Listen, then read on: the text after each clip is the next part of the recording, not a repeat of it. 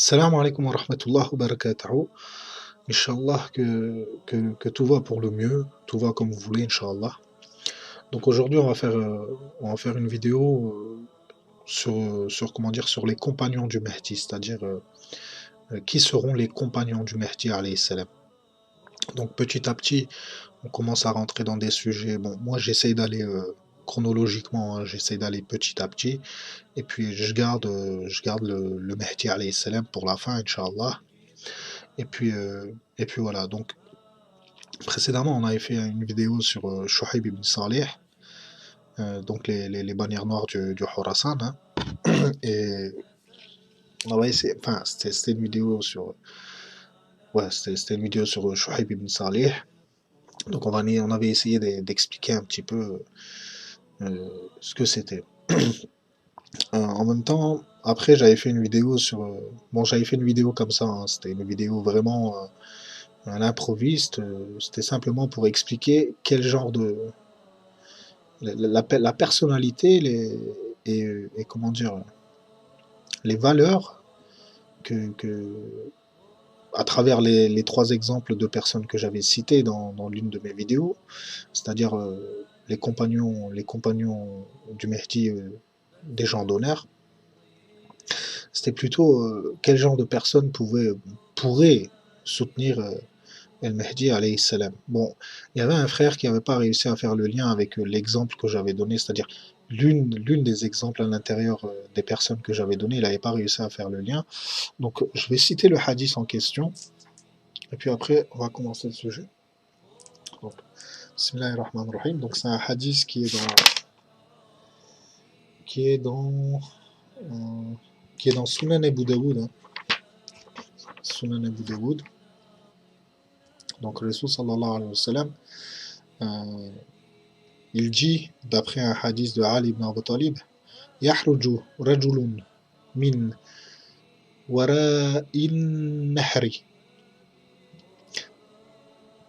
يقال له الحارث بن حراس على مقدماته رجل يقال له منصور excusez-moi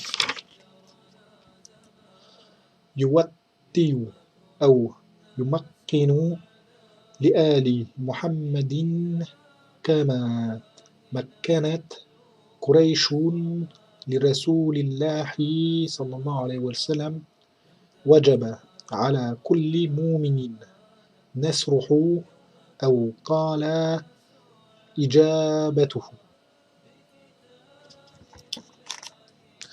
Donc le hadith, il nous dit quoi? Il nous dit Ali ibn Abi Talib nous a transmis le hadith, il nous dit de Maverun Nahir, c'est-à-dire c'est le Yémen, hein, c'est le Yémen. Maverun Nahir sortira un homme appelé El-Harith ibn Harras. Devant lui, donc devant son armée, devant son armée, son avant-garde s'appellera El-Mansour.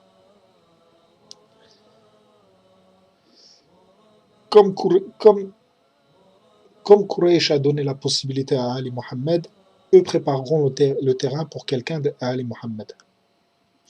Tous les musulmans qui entendront parler de ça, leur porter secours est wajib, sera wajib, c'est-à-dire obligatoire. D'accord? Donc, cette personne, El-Haris ibn Harras, c'était Oussama bin Laden, hein, il était cité dans les hadiths, donc lui, il a préparé une armée, il a préparé quelque chose pour le Mahdi al-Muntadar. Donc voilà, c'était ça le lien en fait. Voilà, et c'est pour ça que j'ai cité dans la vidéo précédente, j'ai cité des personnes comme Omar el-Mokhtar et Shamil Bassayev, parce que c'était des gens qui avaient lutté, et les gens qui soutiendront le Mahdi al-Muntadar, c'est des gens qui seront prêts à combattre. Voilà, donc c'était ça la parabole. Donc maintenant, on va expliquer maintenant qui seront vraiment les soutiens en fait d'El Mahdi al-Muntadar dans la période où il fera son khuruj. Donc on va commencer par le hadith le Rasul sallallahu alayhi wa sallam, qui est dans Tirmizi, qui dit: du Khorasan émergeront les bannières noires que nul ne pourra refouler, jusqu'à ce qu'ils atteignent Ilia, c'est-à-dire Jérusalem, et qu'ils plantent, excusez-moi, leur drapeau dans sa terre. Voilà. Donc voilà, les bannières de Shuhaib ibn Salih et Abdullah ibn Hashim, ils iront jusqu'à Ilia, hein. On ne pourra pas les arrêter.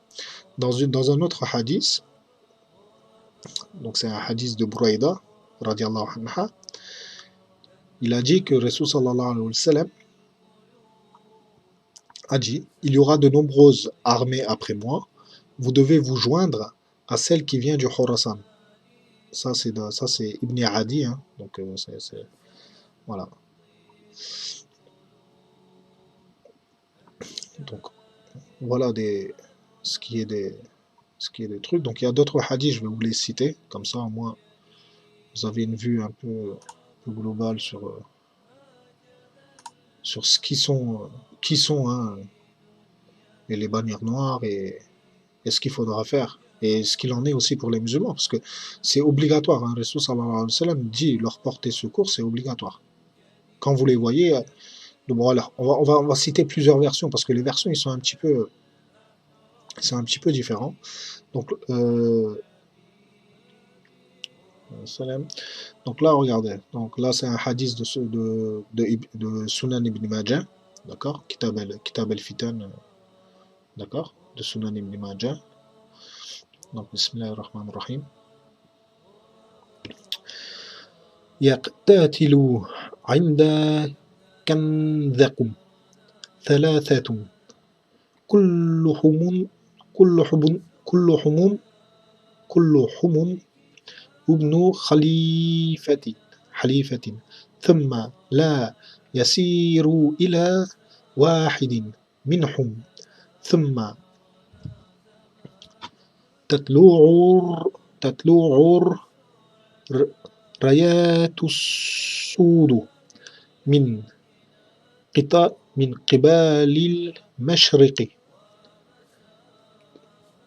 كي يقتلونكم قتلى لم يقتلح قوم. ثم ذكر شيئا لا أحفظه فقال: فإذا رأيتموه فبايعوه ولم يبعوا على الثلاج فإنه خليفة الله المهدي. Bon, excusez-moi, hein, la page, elle est un petit peu, les lettres ils sont un petit peu petits, donc j'ai un petit peu du mal à regarder les accents. Donc je vais vous la traduire. Donc trois se combattront auprès de votre trésor. Le trésor ne reviendra à aucun. Tous, excusez-moi. 3 combattront auprès de votre trésor, tous fils de calife. D'accord? Mais personne. Bon, en fait, la traduction, c'est le trésor ne reviendra à aucun d'eux. Les bannières noires viendront de l'Est et vous tueront comme ça ne s'est jamais produit auparavant. Comme on n'a jamais vu ça auparavant. Après, donc celui qui rapporte le hadith, il dit que Rasul sallallahu alayhi wa sallam, il a dit quelque chose qu'il ne se rappelle plus. Et puis après, il dit que Rasul sallallahu alayhi wa sallam a dit: et si vous le voyez, donc il parle du Mahdi, hein, allez lui prêter allégeance, même si pour cela vous devez ramper sur la neige, car il sera le calife d'Allah, el-Mahdi. D'accord? Donc après ça nous a... Je sais pas. Voilà. Ce hadith-là, il est intéressant aussi. C'est un hadith aussi des comment dire, des bannières noires. du Khorasan. Alors là, le hadith, en fait, je vais vous le faire directement en français, hein. Je vais éviter de le lire en arabe parce que les lettres, j'arrive pas enfin, les accents qu'il y a sur les lettres, j'arrive pas à très bien les différencier. Donc, Bismillahirrahmanirrahim. Un jour, le prophète sallallahu alayhi wa sallam vit des jeunes de Banu Hashim s'approcher, donc venir. Quand le prophète sallallahu alayhi wa sallam les a vus,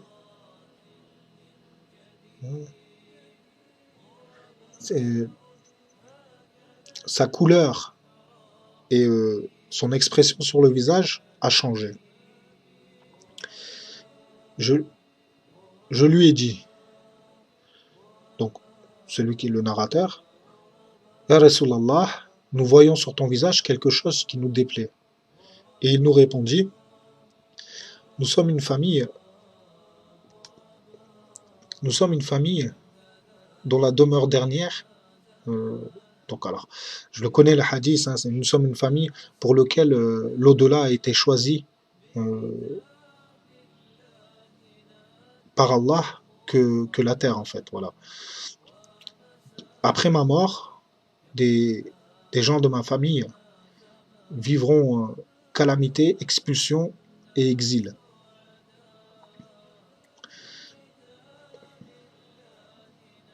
Jusqu'à ce que des gens de l'Est, avec des bannières noires, viennent.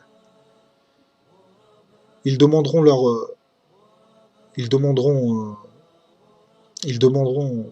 subhanallah, ils demanderont à plusieurs reprises leurs droits et on leur refusera. Alors ils prendront les armes et ils seront victorieux. À ce moment-là, on leur donnera tout ce qu'ils veulent, mais ils n'en voudront pas jusqu'à donner le gouvernement à une personne de ma famille. Et cette personne, donc El-Mahdi al-Muntadhar, hein, il remplira la terre de justice et d'injustice. Donc voilà ce que c'est les bannières noires venant du Khorasan, plus ou moins. Donc je vais regarder s'il y a d'autres hadiths. Hein. Celui-là on l'a fait. Ça. Voilà. Voilà, c'est le hadith, hein, c'est comme le hadith qu'on a cité tout à l'heure. Hein. C'est 3 hommes s'entoureront auprès de votre trésor, tous enfants de calife, aucun d'entre eux ne triomphera, puis des hommes portant des étendards noirs apparaîtront à l'est. Ils vous tueront comme cela ne s'est jamais arrivé à aucun groupe. Puis le messager d'Allah sallallahu alayhi wa sallam a dit quelque chose que j'ai pas retenu, avant d'ajouter, lorsque vous le verrez, allez lui prêter serment d'allégeance, même si vous devez pour cela ramper sur la neige, car il s'agira du Mahdi, le calife d'Allah. Bon, alors ça c'est l'une des versions qu'il y a sur les bannières noires. Il faut savoir que il y a beaucoup de versions. Il y a beaucoup de versions. Et comment dire. Et ils se différencient peu en fait, voilà. Par exemple, dans ce hadith-là, on voit qu'il y a la partie comment dire, où le narrateur il oublie, il dit voilà, il y a une partie que Rasul sallallahu alayhi wa sallam a dit quelque chose et que j'ai oublié, et puis après il rajoute si vous le voyez à ce moment-là, allez lui prêter allégeance, même si pour cela vous devez ramper sur la neige. Dans d'autres versions de ce hadith-là, vous avez la version qui dit voilà, quand vous verrez les bannières noires sortir du Khorasan, allez-y à eux, même si pour cela vous devez ramper sur la neige. Vous voyez, donc moi je vous dis les deux versions qu'il y a, comme ça vous êtes au courant, et puis au moins vous savez les hadiths, et puis après vous savez plus ou moins ce qu'il en sera, quoi. Donc voilà ce qui est des bannières noires, et donc ils seront comment dire, ils seront des compagnons, hein, puisqu'ils vont préparer le terrain pour le Mahdi al-Muntadhar, ou plutôt ils vont combattre les ennemis du Mahdi al-Muntadhar. Excusez-moi, hein, toujours ce stress pour défaut, hein, ne m'en voulez pas, Inch'Allah. Donc Donc, ce qui est du Khorasan, des compagnons du Khorasan, donc on a dit Shuhaib ibn Salih, donc il faudra leur prêter, comment dire, leur, les secourir, hein, et puis les aider, même si pour cela, dans l'une des versions, donc il est dit, même si pour cela vous devez ramper sur la neige euh, pour les rejoindre. Et dans d'autres versions, comme ceux qu'on a cités tout à l'heure sur Ibn Majah, il dit voilà, quand vous voyez ça, ben, et qu'il y a les tueries, ben, si à ce moment-là vous voyez El Mehdi el Montadar, vous le reconnaissez, donc allez-y à lui, même si pour cela vous devez ramper sur la neige. Donc c'est bien de savoir les deux versions, c'est bien d'avoir les deux trucs. Bon, après, moi, moi après, bon, je m'approprie d'eux aussi, bon, ça c'est autre chose. Bon, ce qui est, ça c'est les compagnons du Khorasan, ça c'est les soutiens du Mehdi du Khorasan. Après, on a d'autres hadiths qui, eux, ils nous parlent, par exemple, des gens du Yémen. Il faut savoir que le Mehdi al-Montadar va avoir un soutien d'un groupe de Yémen, de Mujahideen qui vont le soutenir. Et si je me rappelle bien des hadiths, ils seront du nombre de 12 000. Voilà, vous allez avoir 12 000 Mujahideen du Yémen qui vont le soutenir. Puis après, donc ça aussi, hein, c'est comment dire, c'est des compagnons aussi du Mehdi, c'est bien à le savoir. Puis après, vous allez avoir aussi un groupe de Misr aussi. Si je me rappelle bien d'après les hadiths, vous allez avoir 10 000 personnes qui vont le soutenir à Misr. Donc ils vont faire la hijra à Mecca, ils vont venir le soutenir. Par contre, à Mecca, il va se passer quelque chose, comment dire, de particulier. C'est-à-dire que vous avez des compagnons un petit peu particuliers du Mehdi, comme par exemple, on va dire, euh, donc, les 313 compagnons particuliers du Mehdi. Donc voilà. Donc ces compagnons-là, certains, bon déjà, qui y sont? Donc, qui y sont déjà? Donc je vais vous citer un hadith de Ali ibn Abi Talib. Donc, 2 petites secondes, hein, que je prenne le hadith. Voilà, bismillahirrahmanirrahim. Donc, c'est un hadith qui vient de Mohammed ibn al-Hanafiya. Donc, c'est le fils de Ali ibn Abi Talib. Donc, le hadith, il dit nous étions auprès de Ali, radiallahu anha. Alors, un homme le questionna sur le sujet du Mahdi. Ali, radiallahu anha, répondit loin, loin, c'est-à-dire que c'est loin dans le temps, c'est-à-dire que c'est loin, quoi. Par rapport à la période où Ali ibn Abi Talib a été questionné, l'apparition du Mahdi est loin. Et il fit un 7 avec sa main. Donc alors cette partie-là, il fit un 7 avec sa main. Il y a des comment dire, il y a des alims qui l'ont interprété en disant c'est les 70 dernières années de, de Ahir Zaman, du temps en fait. Voilà, eux ils l'ont interprété comme ça. Wallahu a'lam, moi après j'ai pas envie de trop de rentrer sur ça, mais bon. Puis il dit celui-là sortira à la fin des temps. Donc il parle du Mahdi. Lorsque l'homme dira Allah, Allah, il se fait tuer. Donc, donc il explique en fait que le Mahdi al-Muntadar va sortir à une période où les musulmans, bon, bah, ils vont se faire tuer parce qu'ils diront Allah, Allah. En fait, parce ils essaieront de pratiquer leur religion en fait. Wallahu a'lam. Allah lui rassemblera des gens qui sont, qui sont dispersés. Allah lui rassemblera des gens qui sont dispersés, comme le cumulus des nuages. Donc, ces gens-là, ces gens particuliers, Allah Azzawajal va les rassembler comme les cumulus des nuages. Vous savez, quand il s'apprête à pleuvoir, les nuages, ils viennent les uns après les autres. Ils ne viennent pas d'un coup, ils viennent les uns après les autres, par petits tas. Donc là aussi, hein, ces compagnons particuliers, ils vont venir par petits tas, les uns après les autres, mais ils vont se rejoindre à un seul endroit. Allah unira leur cœur. Ils ressentiront pas de manque envers une personne, et ils ne se réjouiront pas de quelqu'un qui intègre leur groupe. Donc vous voyez un peu comment dire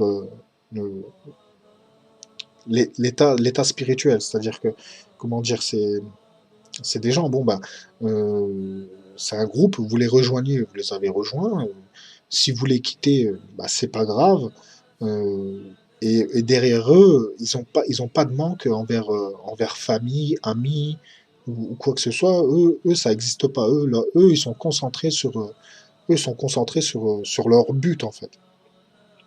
Ils sont, ils sont du même nombre que les gens de Badr, c'est-à-dire les compagnons qui ont combattu auprès de Rasul sallallahu alayhi wa sallam pendant la bataille de Badr. Donc ils étaient 313. 313, Allahu A'lam, 314. Les premiers ne les surpassent pas et les derniers ne les rattraperont pas. Alors, cette partie-là, elle est intéressante. Pourquoi? Parce que ceux qui ont fait l'ijtihad de ce hadith-là, ils ont dit que les premiers ne les surpassent pas. Ils ont dit que c'était comment dire, les premiers dans la religion. Et, euh, et les derniers ne les rattraperont pas. Ne les rattraperont pas. C'est-à-dire les derniers qui rejoindront qui rejoindront le Mahdi al-Muntadar ne les rattraperont pas en œuvre. Moi, je l'interprète un petit peu différemment. C'est-à-dire que, Allahu A'lam, hein, je dis pas que je suis un alim, hein. C'est juste que moi, il me donne une autre inspiration, sur cette partie-là du hadith. Moi, pour moi, les premiers ne les surpassent pas. C'est les premiers, par exemple, là, vous avez des gens au Shem comment dire, qui luttent, qui ont entrepris quelque chose, et bon, certains sont sincères, d'autres sont pas sincères, ben, ne les surpasse pas. Pourquoi ne les surpasse pas? Parce qu'eux, ils ont patienté jusqu'à l'arrivée du Mahdi. Et les derniers ne les rattraperont pas. Ben, les derniers qui rejoindront le Mahdi et le Muntadar, ben, ne les rattraperont pas dans les œuvres aussi, c'est pareil. Vous voyez, moi je l'interprète plus comme ça. Ils sont du même nombre que les compagnons de Talut, qui ont traversé la rivière avec lui. Voilà. Al-Mustadrak, Kitab al-Fitan, Al-Hakim, Hadith numéro 8723. Donc voilà. Donc on sait que ces compagnons particuliers vont être du nombre des gens qui ont participé à Badr, donc des Sahaba qui ont participé à Badr, donc 313, 314, Allahu A'lam. Donc on a vu, hein, c'est des gens qui, comment dire, qui n'ont pas de, qui ont pas, quand, quand ils vont quitter leur famille, ou Allahu A'lam déjà s'ils ont de la famille ou quoi que ce soit, ils ressentent pas de manque. Dunya les intéresse pas. Vous voyez, c'est des gens comme ça qui vont être compagnons du Mahdi alayhi salam. Ils vont être concentrés sur Ahiru. Alors, après, il y a d'autres alim, bon, eux, ils ont fait d'autres travaux, hein, ils ont interprété ça, enfin, ils ont interprété ça différemment. Ils les ont caractérisés un petit peu différemment. Donc, je vais essayer de vous lire quelques petites lignes sur quelques travaux qui ont déjà été faits par d'autres personnes, hein. Donc, ils disent que voilà, que les 313 personnes qui vont soutenir Al-Mahdi al-Muntadar ressembleront à Ashab as-Sufa, qui était le nom donné à un groupe de jeunes au temps de Rasul sallallahu sallam, qui a émigré parmi les compagnons et qui restait dans une partie désignée sous le nom de Sufa, laquelle a été ajoutée ultérieurement à la partie du nord du Masjid al-Nabawi. Vous savez, ces jeunes que Rasul sallallahu sallam il avait pris en main pour les éduquer en ilm. Ces personnes avaient dévoué toute leur vie à Allah, l'Omnipotent. Ils ne se sont jamais mariés, n'ont jamais eu de famille ni d'enfants, n'ont jamais eu de passion pour le rang ou le statut, et ils n'ont accordé aucune attention aux agissements mondains. Ils s'asseyaient toujours auprès de notre prophète sallallahu alayhi wa sallam, écoutaient ses enseignements et étaient personnellement éduqués par lui. Vous voyez, voilà, ces gens qui ont fait ce travail-là, eux, ils disent que voilà, les 313, ils vont ressembler à ces jeunes-là. C'est-à-dire que voilà, c'est des gens qui ne se sont jamais mariés, qui n'ont pas de famille, et ils n'ont jamais aimé Dunya. C'est-à-dire que Dunya, eux, pour eux, comment dire, c'est, euh, c'est pas intéressant, voilà, plus ou moins. Donc après, voilà, après on a d'autres hadiths qui disent que voilà, les disciples du Mahdi sont jeunes et il n'y a pas d'individu âgé parmi ces derniers. Ils sont aussi peu nombreux que le khol sur les yeux ou le sel dans les vivres. Et le sel est la chose la moins nombreuse dans les vivres. Bon, ça c'est un hadith. Bon, c'est rapporté par comment dire, c'est pas des sources sunnites, ça c'est des sources chiites. Bon, après moi, chiite, sunnite, ça m'intéresse pas. Je regarde à l'intérieur du hadith, je regarde voilà. Moi, je vous le dis simplement. Si après il y a des frères qu'ils écoutent et eux, par contre, eux font attention à ce que les hadiths, ils soient pas comme ci, ils soient pas comme ça. Bon, je le précise, comme ça au moins, bon, ben, après, ils font ce qu'ils veulent, voilà. Moi, c'est juste que moi, j'essaie de transmettre, après, hadith, il soit chiite, il soit sunnite. Je regarde l'intérieur du hadith, vous voyez. Là, j'ai pas quelque chose qui, voilà, j'ai pas quelque chose qui me dérange énormément. Voilà, c'est simplement les caractéristiques de ces 313 personnes, comment est-ce qu'ils peuvent être. Voilà, c'est ça que j'essaie de transmettre. C'est pas, voilà. Bref, je pense que les frères m'ont compris. Ouais, regardez, euh, par exemple, voilà, euh, le porte-drapeau de Mehdi alayhi salam sera un jeune avec une barbe légère de couleur jaune. Voilà. Ça c'est Abdullah de Benu Hashim. D'accord? Bon, ça c'est un hadith de Ibn Hajar al-Haythami. Après, qu'est-ce qu'on a sur les 313? Voilà.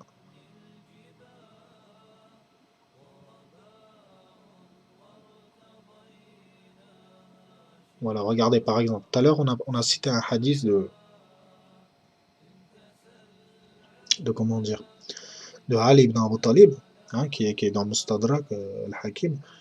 Je vous ai donné le numéro du hadith et tout. Regardez, là par exemple, bon là c'est pas une source sunnite par exemple, mais regardez le hadith. Voilà, il dit quoi par rapport aux compagnons du Mahdi? Il dit cherchez-les au coin du monde. Leur vie est simple, leur maison est sur leur dos. Même s'ils sont présents, ils ne sont pas reconnus.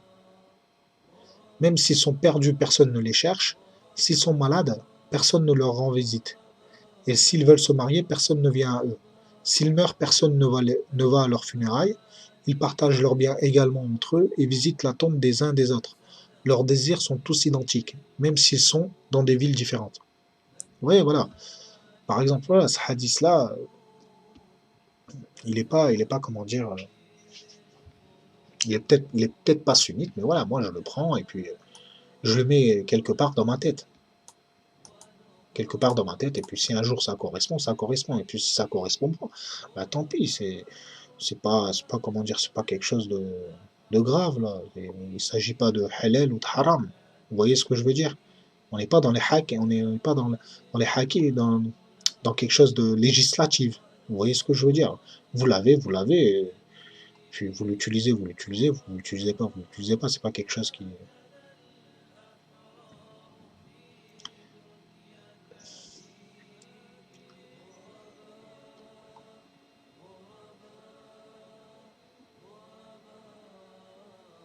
Voilà. Donc c'est plus ou moins hein, ce qu'on a sur les 314, 313, 314 compagnons particuliers de comment dire, de Mahdi el-Montadar. Donc il faut savoir une chose, ces gens-là, les 313 personnes qui vont soutenir el-Mahdi el-Montadar, seront des gens qui, comment dire, comme on a vu dans le hadith de Ali ibn Abu Talib, c'est-à-dire quelqu'un les rejoint ou quelqu'un intègre leur groupe ou quitte leur groupe, ça ne va pas les attrister. Donc déjà, il faut essayer de réfléchir sur la personnalité, les caractéristiques des gens. C'est des gens qui ne sont pas attachés à Dunya. Et moi, je m'en rappelle, à l'époque où je faisais mes travaux, c'est-à-dire il y a 10 ans en arrière, hein, j'étais tombé sur un hadith, là je ne l'ai pas retrouvé, j'ai fait pas mal de recherches, mais je ne l'ai quand même pas retrouvé ce hadith-là. Et en fait, les 313 compagnons du Mahdi, alayhi salam, ils seront à la Mecque bien avant le Mahdi. Bien avant le Mahdi, ils seront à la Mecque. Bon, quand je dis bien avant, je pense pas que ce sera des années, Allahu A'lam, hein. Mais je pense que l'année où le Mahdi alayhi salam va sortir, ces compagnons-là seront déjà sur place. Ils vont faire la hijra pour lui, pour prêter allégeance et, et soutenir Al-Mahdi. Parce que eux je pense que ce sont des jeunes qui connaissent les hadiths. Ou Allahu A'lam, hein. Moi c'est ce que je pense. Moi, je pense que ce sont des jeunes qui connaissent les hadiths très très bien, et je pense que ce sont des gens qui suivent l'actualité très très bien et qui vont prendre en main leur vie et prendre la décision au bon moment de rejoindre Mecca. Moi, c'est ce que je pense. C'est mon avis à moi, hein. Allahu A'lam. Après, il faut savoir aussi que le Mahdi al-Muntadar, comment dire, qu'il soit islah, c'est-à-dire avant qu'il prenne vraiment le rôle euh, de Khalifullah, euh, il va y avoir 7 savants du monde, hein, dispersés dans le monde, avec Allahu A'lam, si je me rappelle bien, je sais plus si c'était 200 personnes ou 300 personnes chacun. euh, donc c'est leurs élèves, hein, à chacun, qui vont se retrouver à la Mecque à l'improviste. C'est-à-dire qu'ils ne se seront pas donné rendez-vous, ils se seront pas fait appel ou quoi que ce soit, arrangé pour être là au même moment. Et Rabbil Alamin va faire en sorte que ces 7 savants ils soient là-bas au même moment avec leurs disciples à la recherche du Mehdi al-Montadar. Donc voilà, tout ça, c'est des choses bon à savoir et puis à garder en tête. Et puis qui sait, peut-être que Allah Alam, peut-être que parmi les gens qui écoutent, bon ben, il y a un frère qui sera parmi les 313. Allah Alam. On peut pas savoir. Allah Alam. Inch'Allah, pourquoi pas. C'est bien, hein, c'est quelque chose. Faut savoir que les 313, c'est les rapprocher. Attendez, je vais vous regarder, je vais vous montrer quelque chose aussi. Sur les moi que j'avais mis de côté, voilà. Voilà. Regardez par exemple, les compagnons du Mehdi, là on parle des 313 aussi, les compagnons du Mehdi tournent autour de lui au champ de bataille et se constituent en côte de maille pour le protéger. Il dit encore, ils émettent constamment le souhait de goûter au martyr dans la voie de Allah. Vous voyez quand même le caractéristique. Hein. Ça, c'est Jafar Siddiq qui l'a transmis, ce hadith. Alors, Ali ibn Abu Talib, il aurait dit aussi, ils sont tous fiers d'être sortis des bosquets, prêts à déraciner une montagne s'il le fallait. Subhanallah, c'est vous donner la détermination de ces jeunes-là. C'est-à-dire que, voilà, eux, Dunya, ça ne les intéresse pas. Après, la raison, on n'en sait pas, hein, on ne sait pas pourquoi. Mais, euh, mais voilà, c'est des compagnons du Mehdi qui vont être un petit peu particuliers et qui seront des rapprochés du Mehdi alayhi salam. Donc voilà, c'est bien de savoir tous ces hadiths-là, puisque comme j'ai dit, hein, je vais petit à petit, je vais chronologiquement, donc on a expliqué le Soufiani, astaghfirullah, pardonnez-moi, on a expliqué Shuhaib ibn Salih, on a expliqué les bannières noires du Khurasan, maintenant on explique les 313, on a expliqué les gens qui vont soutenir, c'est-à-dire qu'il va y avoir une armée du Yémen qui va soutenir El Mehdi al-Montadar.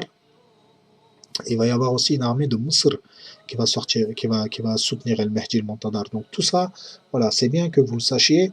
Et parce qu'après, on va rentrer dans des sujets sur le Mehdi al-Montadar bon, on va terminer avec El Mehdi al-Montadar en fait. Et tous ces hadiths-là, bon, bah, si vous les avez en tête, quand je ferai les vidéos, vous vous retrouverez plus facilement, excusez-moi. Donc voilà. Donc on a vu tout ça. Les 313 personnes, moi je me rappelle que j'avais vu aussi un hadith qui disait que voilà, ils sont comme ils ont en eux comme des lanternes et leur cœur est éclairé. Dans un autre hadith que j'avais vu par rapport aux 313, c'était que quand ils seront à Mecca, ou Allahu A'lam, je me rappelle plus si c'était Mecca ou, ou autre. Bref, le hadith il disait que ces rapprochés-là, c'est-à-dire ces 313 personnes, la nuit, ils seront comme des moines, c'est-à-dire qu'ils passeront leur nuit à la ibad Allah, et les jours, la journée, ils seront comme des lions dans les champs de bataille.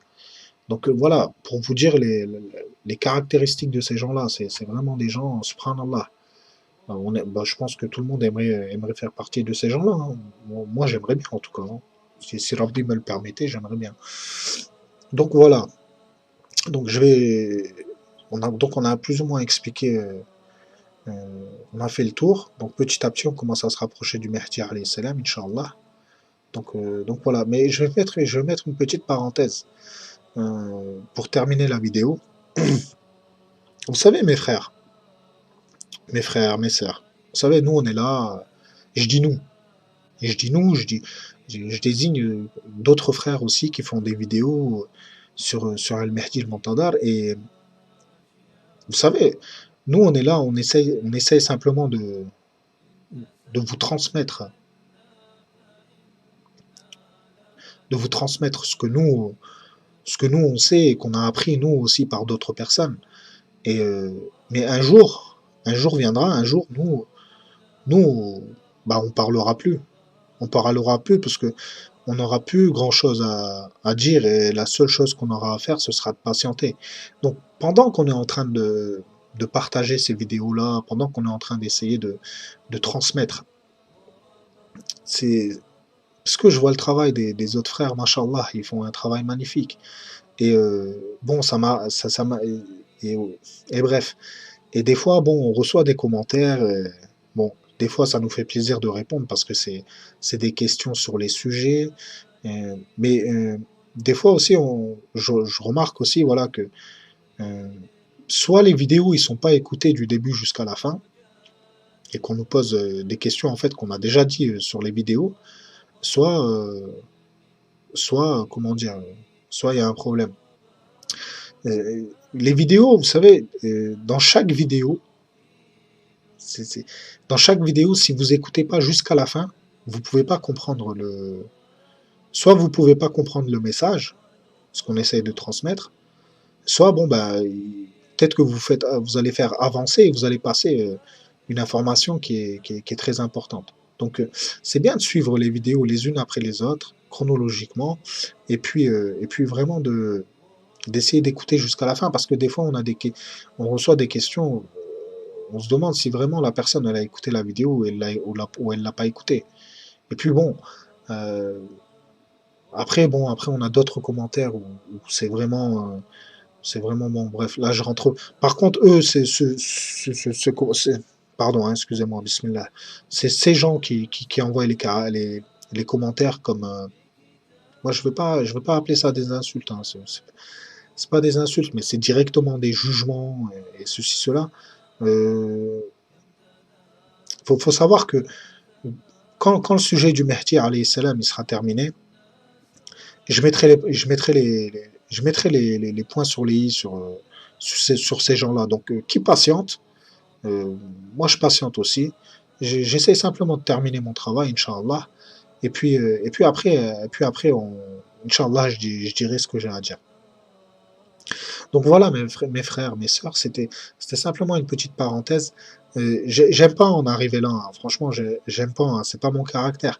Euh, mais, euh, mais voilà, c'est que des fois, c'est décevant. Donc, euh, donc voilà, excusez-moi hein, si truc, voilà. Donc voilà, on a plus ou moins fait le tour des 313 compagnons. Donc, salam alaikum à tout le monde, à tous les frères, à toutes les sœurs. Prenez bien soin de vous, Inch'Allah. Et une doua pour les musulmans du monde entier. Ça serait pas mal, Inch'Allah. Salam alaikum wa rahmatullahi wa barakatuh.